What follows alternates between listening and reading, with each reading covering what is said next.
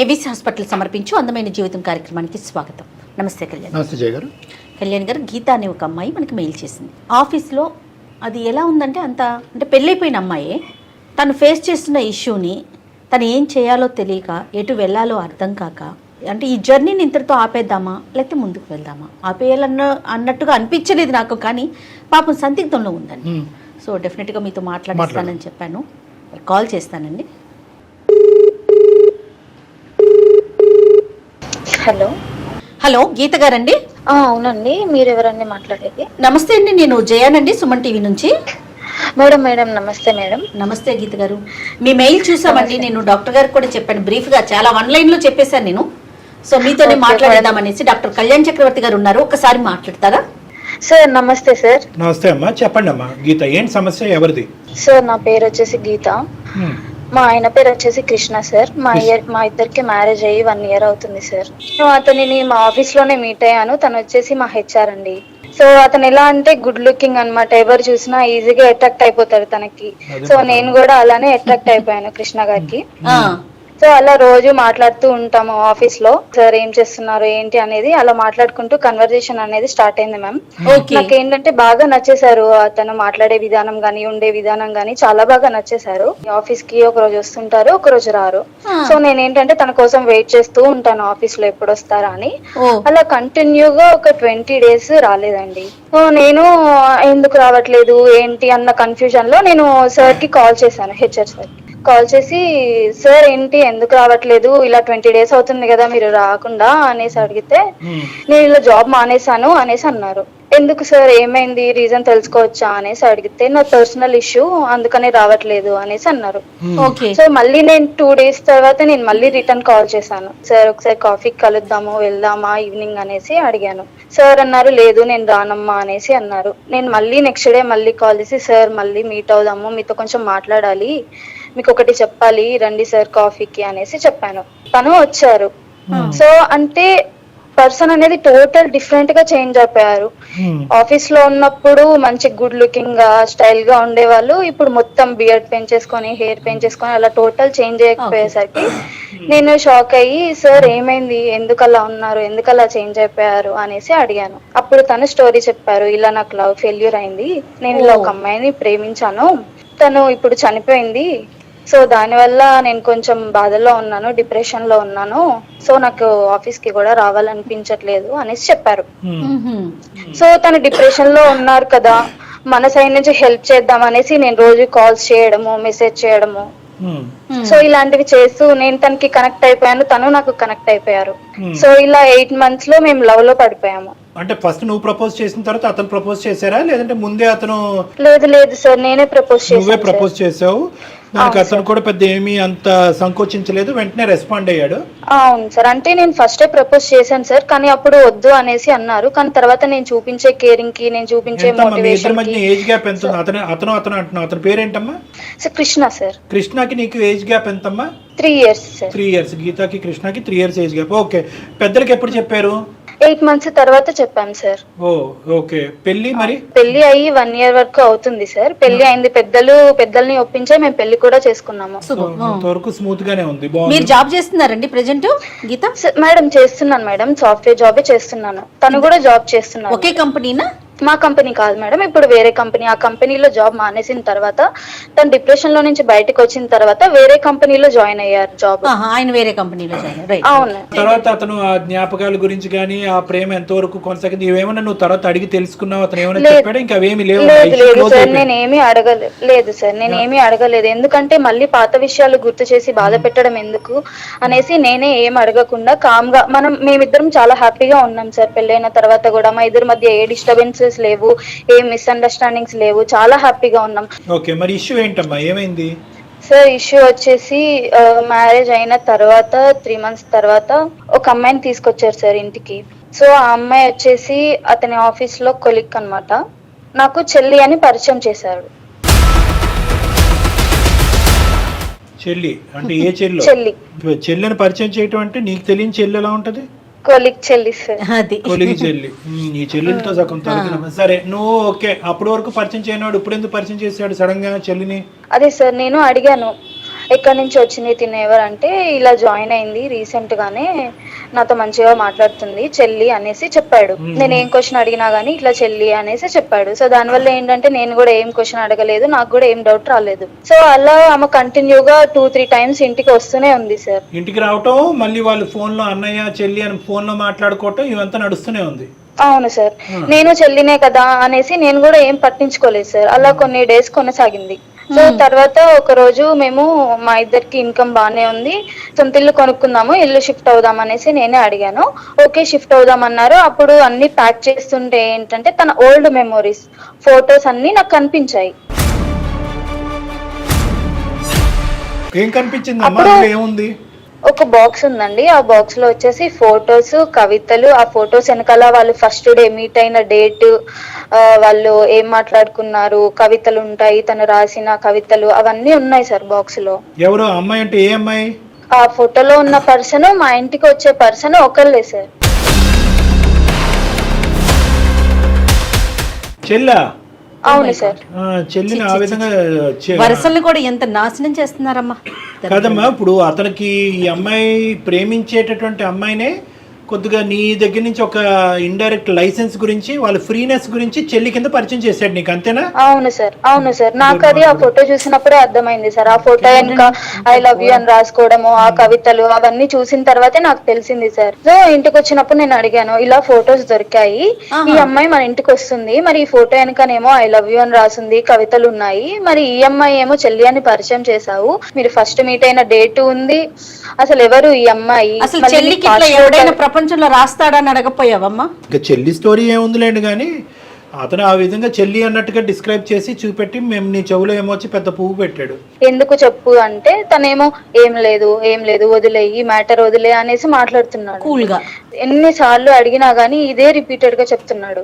నీకున్న సందిగ్ధ పరిస్థితి ఏంటమ్మా? ఇది భయంకరమైన పరిస్థితి. ఎందుకంటే నువ్వు చక్కగా ఆ అబ్బాయిని మోటివేట్ చేసి చచ్చిపోవలసినటువంటి మనిషికి ఇంకో జీవితాన్ని ఇచ్చి ప్రేమించినటువంటి అమ్మాయి స్థానాన్ని నువ్వు తీసుకుని ఆ విధంగా ముందుకు వచ్చినటువంటి అమ్మాయిని అసలు నువ్వు నీ పాదావందనం చేసి పూలతో పూజించాలి నిన్ను.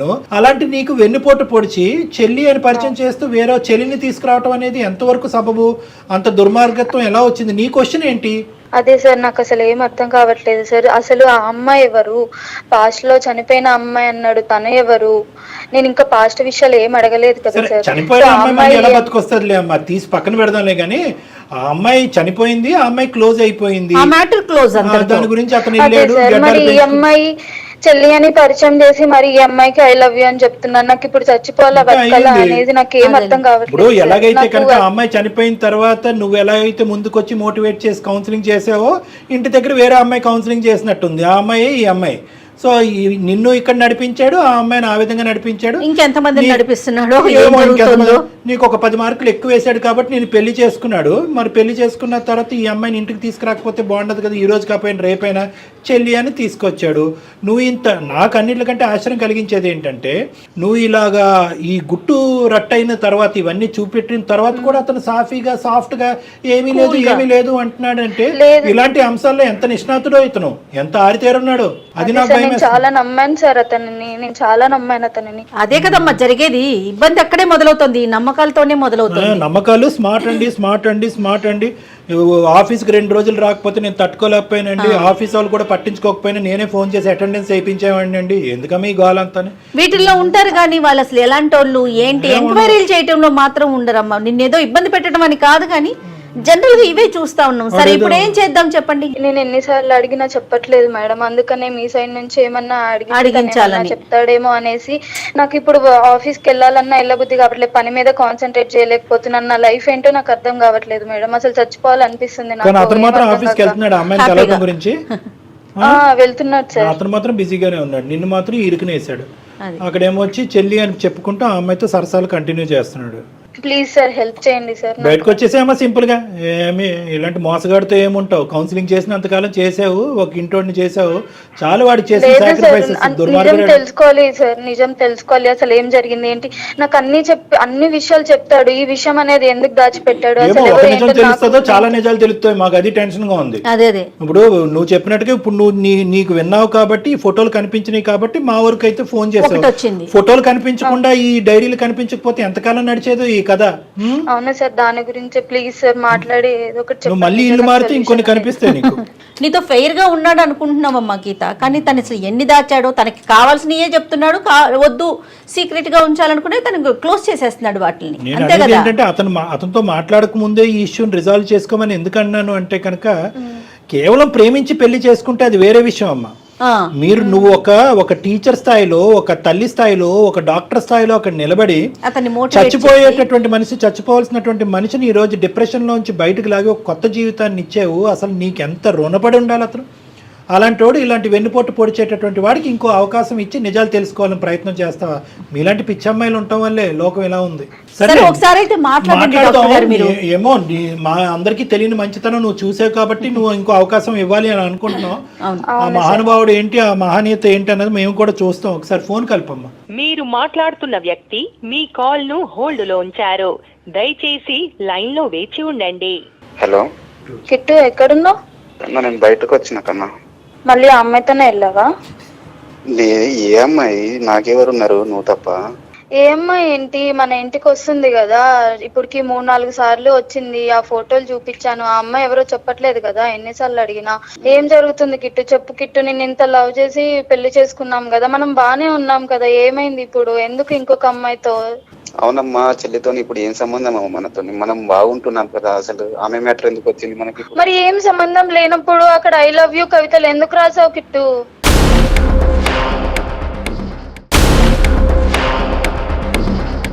నేను చెప్పాను కదా, గతం అంతా నువ్వే ఉన్నావు మొత్తము.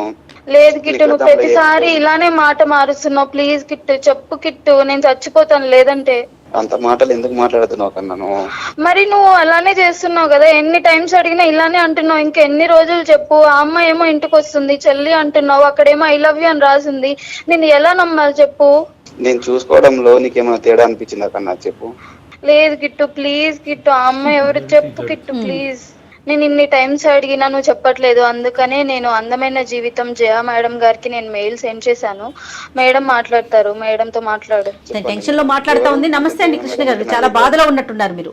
నమస్తే. నమస్తే మేడం. అదే చాలా బాధగా అనిపిస్తోంది మీ వాయిస్. అది కూడా ఇది సుమన్ టీవీ అందమైన జీవితం ప్రోగ్రామ్ అండి. నాతో పాటు డాక్టర్ కళ్యాణ్ చక్రవర్తి గారు కూడా లైన్ లో ఉన్నారు. గీతకి ఏం మాట్లాడాలో, తనకి ఏం చేయాలో తెలియక మా దాకా వచ్చారండి, మాకు మెయిల్ చేశారు మీ ఇద్దరి మధ్య జరుగుతున్న ఇష్యూ గురించి. ఏంటండి ఈ వ్యవహారం ఏంటి? నాకు ఆ రిలేషన్ని చెప్పడానికి కూడా నాకు నోట్లోంచి మాట రావట్లేదు. మీరు చెప్పిన రిలేషన్ వేరు, అక్కడ జరుగుతున్నది వేరు. అసలు అమ్మాయికి ఏం పాలు పోవట్లేదు. ఇప్పుడు అలా కాదు. ఇప్పుడు ఆ అమ్మాయి ఇప్పుడు ఈ అడ్డంగా వాదన అనేది చాలా దరిద్రంగా ఉంది. ఒక అమ్మాయిని తీసుకొచ్చావు, 1-2 సార్లు ఏమొచ్చి చెల్లి చెల్లి అని పిలిపించావు, చెల్లి అని అన్నావు, పరిచయం చేసావు. ఆ అమ్మాయి ఏమొచ్చి అసలు సిగ్గు లేకుండా నేను అన్నయ్య అని అంటుంది. ఆ అమ్మాయి ఎవరో తీరా కట్ చేసి చూస్తే కనుక ఈ అమ్మాయిని ఎందుకు ఇప్పుడు పిచ్చిదాన్ని చేస్తున్నారు మీరు? వాస్తవాలకు నిజాన్ని ఒప్పుకోవచ్చు కదా మీరు. ఫోటోలు వెనకాతలు ఏమొచ్చి మీ ఇద్దరు లవ్ స్టోరీలు కథలుగా రాసున్నాయి, కవితలు ఉన్నాయి, ఇంకా చండాలం అంతా ఉంది. ఈ చండాలం అంతా చూసిన తర్వాత కూడా ఇది నిజం కాదు, ఆ అమ్మాయి చెల్లే చెల్లే చెల్లే అని చెప్పి ఎవరిని పిచ్చోలు చేస్తున్నారు మీరు? నువ్వు తీసుకొచ్చినటువంటి అమ్మాయి ఎవరు? నీ గతంలో జరిగినటువంటి ఆ స్టోరీ ఏంటి? ఆ కథ చెప్తూ గెడ్డలు పెంచుకుని ఈ అమ్మాయిని ఎందుకు ట్రాప్లో వేసావు? అసలు వాస్తవానికి నీ గతంలో ఒక స్టోరీ ఉందా, లేదంటే ఈ అమ్మాయిని పడేసే దాని గురించి నువ్వు ఆడినటువంటి ఒక నాటకమా?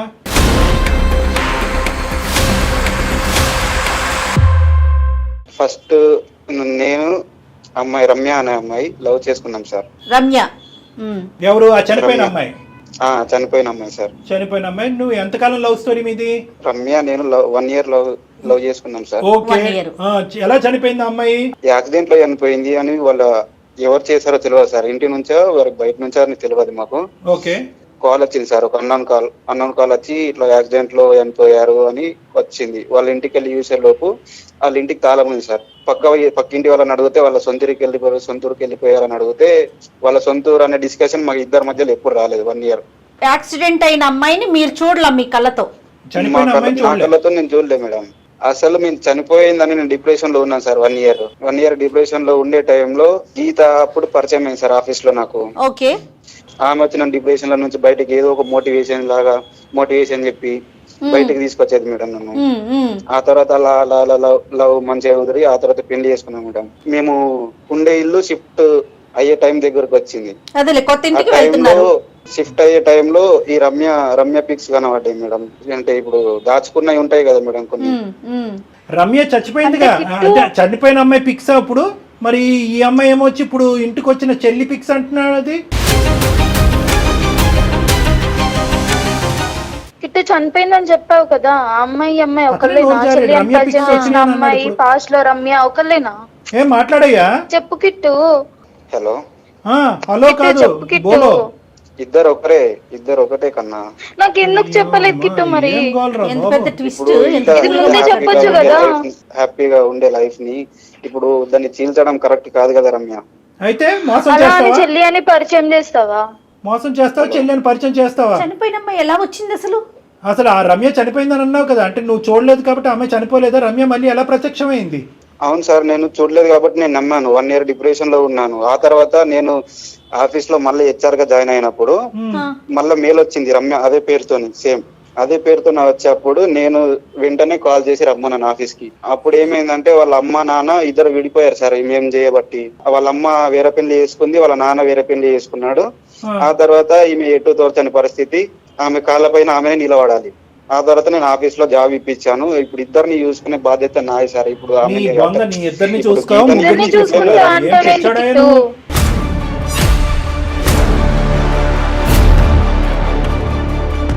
ఎక్కడ తిట్టుకోలేదు?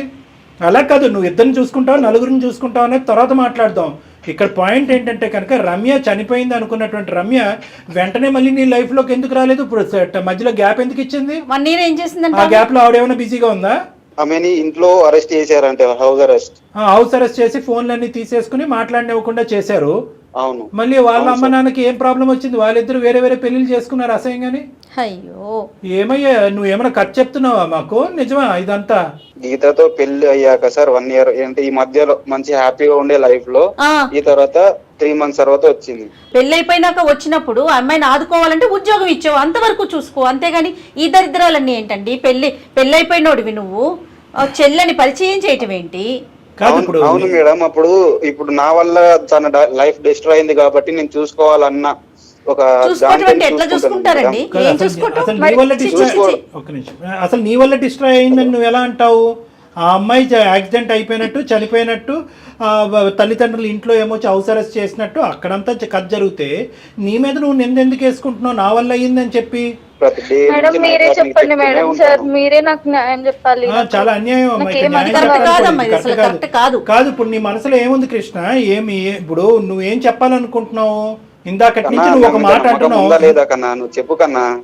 ఇన్ని రోజులు నమ్మాను కాబట్టి నువ్వు చెప్పినవన్నీ నమ్మాను. ఇప్పుడు ఆ ఫోటో చూసిన తర్వాత నాకు నమ్మకం అంతా పోయింది. ఇప్పుడు నమ్మకం రావాలంటే ఏం చేయాలి కన్నా చెప్పు. నువ్వు చెప్పి ఏం చేయాలి? ఇప్పుడు ఆ అమ్మాయి ఈ అమ్మాయిని కూడా అన్నయ్య అని చెప్పి వేరే వాళ్ళని తీసుకొచ్చి ఇంట్లో కూర్చోబెట్టాలా? ఓకేనా నీకు? మరి అది అలా కూర్చోబెడుతుంది సార్. నేను ఇప్పుడు చెల్లె అని చెప్పి ఇంటికి వచ్చి తీసుకొని వస్తున్నాను కదా సార్. నేను దుర్మార్గుడా, ఆమె చెల్లి కాదు కదా. ఇప్పుడు నేను చెల్లె అని చెప్పడానికి సార్ ఒక రీజన్ ఉంది. ఇప్పుడు హ్యాపీగా ఉండే లైఫ్ లో మేము హ్యాపీగా మళ్ళీ ఇప్పుడు అది నాకు పాస్ట్ అదే అమ్మాయి ఇదే అమ్మాయి అని చెప్పామనుకో, లైఫ్ కూడా అంటే ఇక్కడ నా హ్యాపీ లైఫ్ అని అంటున్నావు. ఏమయ్యా ఎంతకాలం చెప్తే ఈ ప్రయాణం చేద్దాం అంటే మోసం చేసైనా కూడా ఈ అమ్మాయిని గీతని హ్యాపీగా ఉంచడమే నీ కర్తవ్యమా? కుదిరినన్ని రోజులు ఇలానే చెప్పేవాడిని. అలాగే చెప్పాలా? ఎక్కడ దొరికావయ్యా నువ్వు? చెల్లి అని పరిచయం చేసినటువంటి అమ్మాయి నీ చెల్లి కింద పరిచయం చేసావా, లేదంటే గీత ఇదిగో నీకు చెల్లి లాంటిదని చెప్పి అమ్మాయిని పరిచయం చేసావా? గీత నీ చెల్లి లాంటిదని పరిచయం చేసావా? అమ్మ నీ దుంపతేగా, నువ్వు మామూలుడు కాదురా. కాదు ఇప్పుడు అయితే ఇప్పుడు నీకు ఆ అమ్మాయికి చెల్లి, నీకు మరదలా? ఏం మాట్లాడుతున్నావు? నీకు అసలు బుర్ర ఉందా? అసలు నిన్ను ఎలా వర్ణించింది అంటే ఆ అమ్మాయి ఇందాక గీత, రాముడండి, దేవుడండి, అసలు అటువంటి అతను అటువంటి హ్యాండ్సమ్ ఏమో ఎంత హ్యాండ్సమ్ గా ఉన్నావు మాకు కనిపించలే కానీ ఫోన్లో ఉన్నావు. ఇంత గొప్పోడండి, అంత గొప్పోడంటే కనుక ఆ అమ్మాయి నిన్ను డిప్రెషన్ నుంచి బయటికి లాగేసి నిన్ను గట్టినేసి ప్రేమించి పెళ్లి చేసుకుందంటే కనుక నువ్వు ఎంత మహాత్ముడో ఎంత మహనీయుడో అని అనుకున్నావు. తీరా చూస్తే నువ్వు ఇంత చిల్లర వేషాలు వేస్తున్నావు ఏంటి? మళ్ళీ ఒక కంపెనీలో హెచ్ఆర్ గా చేస్తున్నారంటే ఎంత తెలివి ఉండాలి? ఏం కంపెనీ అండి అది? మీరు పనిచేసే కంపెనీ అనకూడదు కానీ. కాదు, నీకు అసలు ఇంగితం ఉందా? అసలు నీకు బుర్ర పనిచేస్తుందా? లేదంటే తెలివైన వాడు అమాయకుడి కింద మాట్లాడుతున్నావా? లవ్ చేసిన అమ్మాయి విడిపోయిన తర్వాత అంటే చనిపోయిన తర్వాత మళ్ళీ ప్రత్యక్షం అయితే కళ్ళ ముంగట ఎలా ఉంటుంది సార్? మీరు ఎలా తీసుకుంటారు సార్ దాన్ని? మరి నాకు ఒకసారి చెప్పండి సార్. ఎవరు ఎలా తీసుకోరు. ఇప్పుడు ఈ అమ్మాయిని ఎవరినైతే నువ్వు ప్రేమించి పెళ్లి చేసుకున్నావో, ప్రేమించి పెళ్లి చేసుకున్నటువంటి ఈ అమ్మాయి నమ్మి నీ జీవితంలోకి ఎంటర్ అయినటువంటి అమ్మాయికి ఏం న్యాయం చేస్తావు అనేటటువంటిది ఒకటే ఒక దారి, అంతే.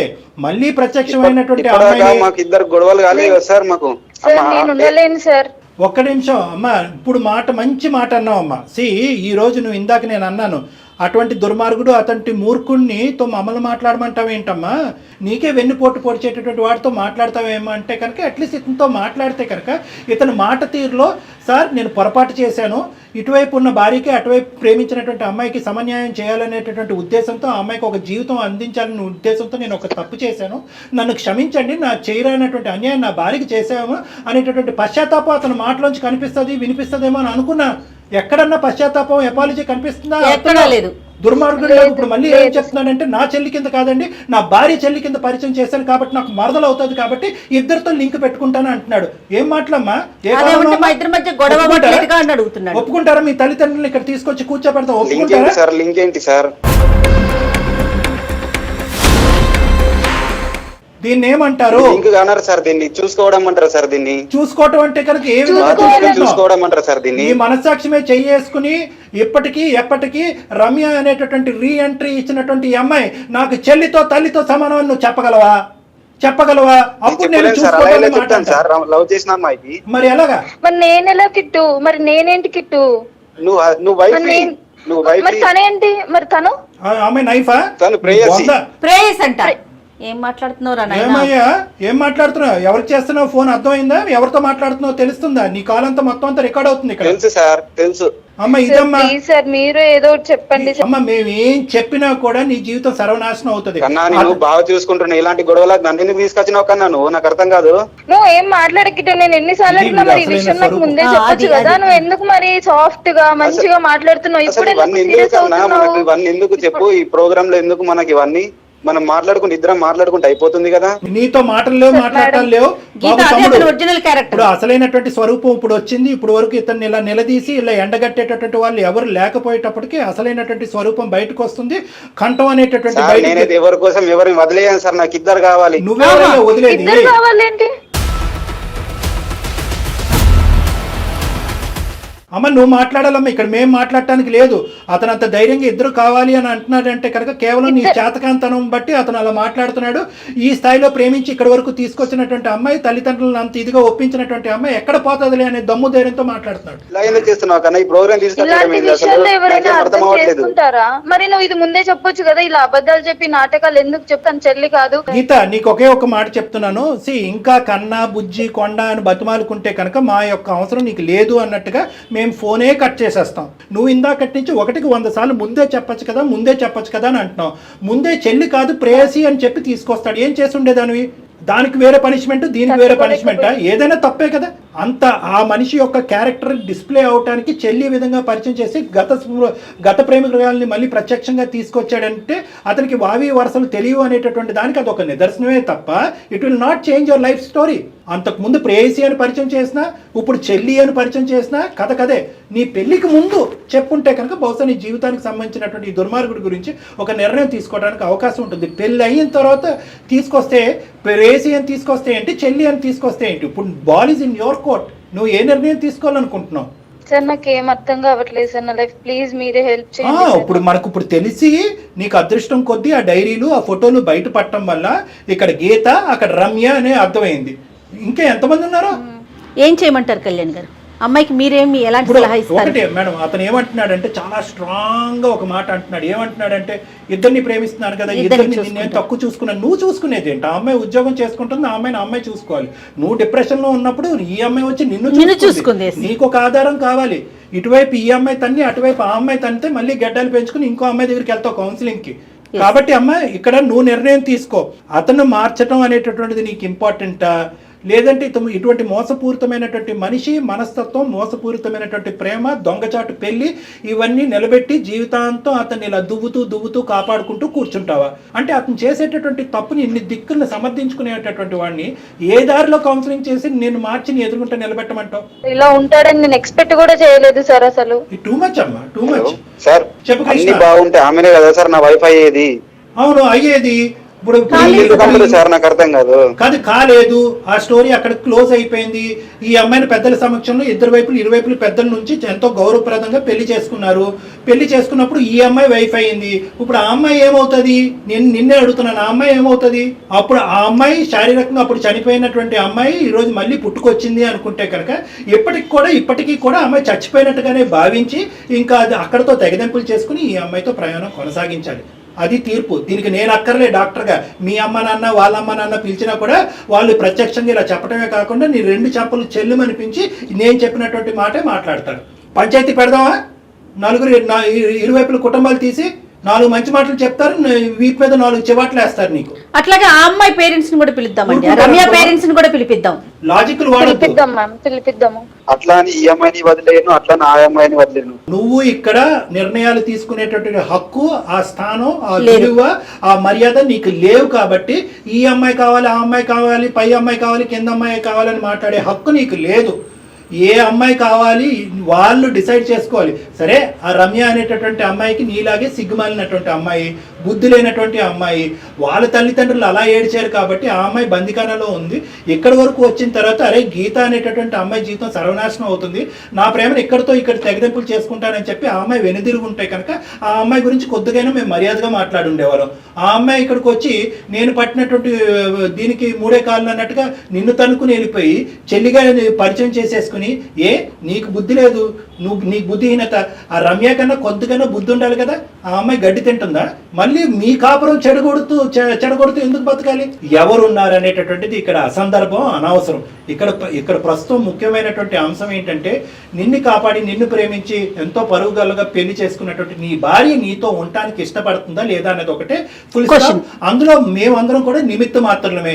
ఎన్ని విధాలుగా నువ్వు వెన్నుపోటు పొడిచేవు అనేటటువంటిది ఆ అమ్మాయి చెవులారా ఇప్పుడు విన్నది, కళ్ళారా చూసింది, అన్ని దరిద్రాలు చూసింది. ఏ ఆడది చూడకూడనటువంటి, ఏ భార్య చూడకూడదు చూసింది. మీ ఇద్దరి యొక్క అదృష్టం ఏంటంటే ఈ అమ్మాయి ప్రెగ్నెంట్ కాదు, పిల్లలు కూడా లేరు. కాబట్టి ఆ అమ్మాయి తీసుకునేటటువంటి నిర్ణయానికి మేము పూర్తిగా సపోర్ట్ చేస్తాం. మీ ఫ్యామిలీ మెంబర్స్, వాళ్ళ ఫ్యామిలీ మెంబర్స్ కూడా పిలిపించి ఇదే వేదిక మీద కూర్చోపెట్టి ఎంత అన్యాయం జరిగిందన్న చేస్తాం. నీకు ఎటువంటి శిక్ష పడాలో, ఈ చీటింగ్ చేసినందుకు ఎటువంటి శిక్ష పడాలో అనేటటువంటి అంశం మీద కూడా మేము లీగల్ అడ్వైస్ కూడా తీసుకుంటాం. భార్య ఉండగా ఇంకొక అమ్మాయిని తీసుకొచ్చి నేను ఇద్దరిని చూసుకుంటానంటే ఏ భార్య ఒప్పుకుంటుంది మేడం? నేను అసలు ఒప్పుకోను మేడం, నా వల్ల కాదు, నేను అతనితో ఉండలేను. నేను అసలు ఇట్లా ఎక్స్పెక్ట్ చేయలేదు మేడం తన నుంచి. అంటే అతను లాజిక్ ఏం లేదు, పాత అమ్మాయినే కదా మళ్ళీ తీసుకొచ్చాను, కొత్త అమ్మాయి కాదు కదా, ఆ అమ్మాయి గురించే కదా నన్ను కౌన్సిలింగ్ చేసుకుని మర్చిపో అని అంది. అంటే ఈ అమ్మాయికి కూడా ఏది గీతకు కూడా ఆ అమ్మాయి మీద ఒక సాఫ్ట్ కార్నరే ఉంది, ఉండుండొచ్చు. కాబట్టి ఇద్దరు తల్లిదండ్రులు లేరు, ఉద్యోగం దిక్కు దివానా లేదు, మా ఆయన బాగుపడాలంటే ఆ అమ్మాయి ఉంటే బాగున్ను అని ఇదివరకు నువ్వు కోరుకున్నావు. కాబట్టి ఆ అమ్మాయినే మళ్ళీ తీసుకొచ్చాను, నా మెడిసిన్నే మళ్ళీ తీసుకొచ్చాను, ఇదిగో నా మెడిసిన్ అన్నట్టు ఆ అమ్మాయిని చూపెట్టి ఇతను ఏదో కళ్ళగా అంటున్నాడు. అది పూర్తిగా మోసం అనేది నీకు కూడా అర్థమైంది. కాబట్టి ఒక్కసారి నువ్వు మీ పేరెంట్స్ నా దగ్గరకు రండమ్మా, మనం మాట్లాడుకోవాలి. మనం మాట్లాడుకున్న తర్వాత అప్పుడు ఒక బలమైనటువంటి నిర్ణయం తీసుకుందాం. తీసుకొస్తాను సార్, పక్కా తీసుకొస్తాను. ఓకే, నువ్వైతే మాత్రం ఇతను కావాలని అయితే మాత్రం దయచేసి కోరుకోవద్దమ్మా. ఎందుకంటే చెల్లిగా చూపెట్టేటటువంటి ఇలాంటి దుర్మార్గులు ఉంటే కనుక రేపొద్దున ఏదో వావి వరుస కలిపేసి ఇంకో అమ్మాయిని కూడా తీసుకొస్తారు. అప్పుడు ఆ వరుస ఉండేటటువంటి అమ్మాయా లేదంటే ప్రేయస అని చెప్పి మేమందరం తల్లు గోక్కోవాలి. సో కాబట్టి ఇన్ని మెట్లు దిగిపోయి ఇంత నీచంగా ప్రవర్తించేటటువంటి వ్యక్తిని మార్చడం కూడా ఇంపాసిబుల్. బాబు కృష్ణ, నువ్వు అమాయకుడు, తెలివి మీరిపోయినటువంటి దుర్మార్గుడు ఏంటో ఇంకా పూర్తిగా నాకు అర్థం కావట్లేదు. అసలు నువ్వు ఇక్కడ నేను మాట్లాడినటువంటి 20 నిమిషాల్లో అసలు నువ్వేంటి, నీ పర్సనాలిటీ అనేది నాకు చాలా కన్ఫ్యూజన్ గా ఉంది. నువ్వు కూడా మీ పేరెంట్స్ తో పాటు నువ్వు రా నా దగ్గరికి, ఆ అమ్మాయి కూడా తన తల్లిదండ్రులతో పాటు వస్తుంది. Okay madam. రైట్. అతను ఏదో మెంటల్ గా డిప్రెషన్ లో ఉన్నట్టు లేదు మేడం, సింపుల్ లాజిక్ మేడం. ఇంతకు ముందు ఒక అమ్మాయి అతని జీవితంలో ఉంది, ఆ అమ్మాయి చనిపోయింది. ఆ అమ్మాయి అంటే ఇతనికి ఎంత అమితమైనటువంటి ప్రేమ ఉంది అనేది ఇక్కడ కూర్చున్న వాళ్ళలో అందరికంటే గీతకే బాగా తెలుసు. సో గీత ఇతను ఓదారుస్తూ కౌన్సిలింగ్ చేస్తూ బయటకు తీసుకొచ్చింది. అవును, అంటే ఎక్కడో గీతకు కూడా రమ్య అంటే సాఫ్ట్ కార్నర్ ఉన్నట్టే కదా, అది అతను ఎజ్యూమ్ చేసుకున్నాడు. గీత ఏమనుకుంటది, చచ్చిపోయిన అమ్మాయి మళ్ళీ బతికొస్తుందని అనుకుంటుందా? అనుకోదు కదా. కదా. సౌతే ఎప్పుడు సౌతే. అంతే. సో ఆ విధంగా ఇతను ఈ లాజిక్ అతను వర్కౌట్ అయ్యి స్లోగా చెల్లి కింద ఇంట్రడ్యూస్ చేసినటువంటి రమ్యని స్లోగా నా సెకండ్ వైఫ్ కింద ఇంకో విధంగా ఇంట్రడ్యూస్ చేద్దాం అనేటటువంటి ప్లాన్ లో అతను ఉన్నాడు. అంటే తెలివిగానే ఆలోచించాడు. ఖచ్చితంగా తెలివితేటలున్నాయి, లేదంటే ఇంత మూర్ఖత్వంగా ఎందుకు వాదిస్తాడు, ఇంత మొండిగా ఎందుకు వ్యవహరిస్తాడు? ఎక్కడ పోతుంది ఈ అమ్మాయి? నన్ను ఓదారుస్తూ ఈ లెవెల్ వరకు తీసుకొచ్చినటువంటి గీత ఎక్కడ పోతుంది అనేటువంటి మాట్లాడుతున్నాను. ఇప్పుడు ఏమవుతుంది అంటే జరగబోయేది కూడా ప్రేక్షకులు చూసి ఆలోచిస్తూ ఉంటారు కాబట్టి చెప్తున్నాను ఏం జరగబోతుంది అనేది. అంటే నా ఎస్టిమేట్స్ నాకు ఉంటాయి కాబట్టి. ఇప్పటి వరకు అతనుకున్న మొండి ధైర్యం ఏంటంటే కనుక గీత ఎక్కడికి పోతుంది. ఇప్పుడు గీత గీసింది. గీత గీసింది అంటే పోరా బాబు, నువ్వు ఇద్దరిని ఉంచుకునేది, నిన్ను చూసుకునేది, ఇద్దరికి సమన్యాయం చేసేది ఏంటి? నువ్వు ఏదైనా న్యాయం చేసుకుంటే అక్కడికే చేసుకోపో, అమ్మాయి దుబేరా బాబు అన్నట్టు మాట్లాడింది కదా. ఇప్పుడు అతనికి రియలైజేషన్ వచ్చి ఫోన్ పెట్టేసే ముందు ఫోన్ పెట్టేస్తూ సార్ నేను కూడా వస్తాను అంటే మెట్టు దిగాడన్నమాట. ఇప్పుడు ఈ మెట్టు దిగేటటువంటి తత్వం అతనిలో ఏమన్నా పర్మనెంట్ మార్పు వస్తుందా అనేటటువంటిది ఒక్కసారి మనం ఆలోచించి దీనికి ఈ పనిష్మెంట్ ఉండబోతుంది. ఇదే విధంగా నీకు ఏ విధంగా అయితే గీత కౌన్సిలింగ్ చేసి నీ జీవితంలో గీతను బయటికి లాగేస్తామో అదే విధంగా రమ్యను కూడా కౌన్సిలింగ్ చేసి ఆ అమ్మాయి కూడా నీ జీవితంలో లేనట్టుగా చేస్తా ఉంటే కనుక అప్పుడు ఇంత గెడ్డం కాదు, మొత్తం పెద్ద తోకలాంటి గెడ్డం పెంచుకుని రోడ్డు మీద అడుగుతున్నాడు. కాబట్టి ఆ పరిస్థితి, ఆ థ్రెట్ ఇతనికి చూపెట్టగలిగితే కనుక మార్పు రావడానికి ఒక అవకాశం ఉంది.